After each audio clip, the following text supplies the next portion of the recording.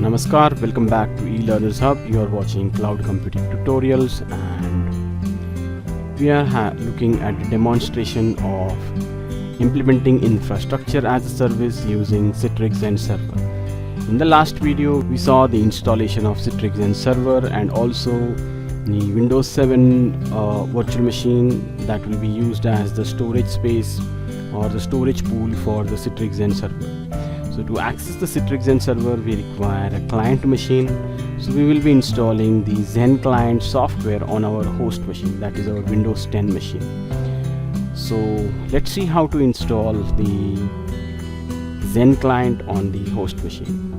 So we need the software XenCenter, XenCenter client. So this is the client software. Just double click on it.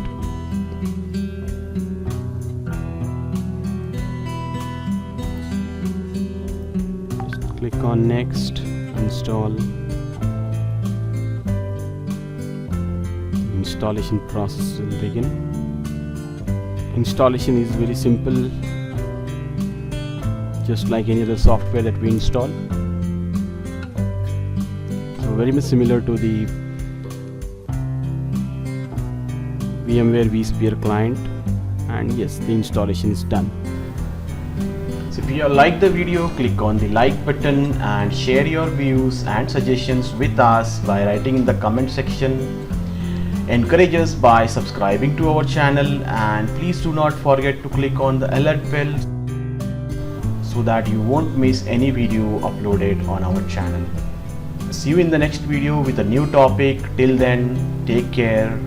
Thank you.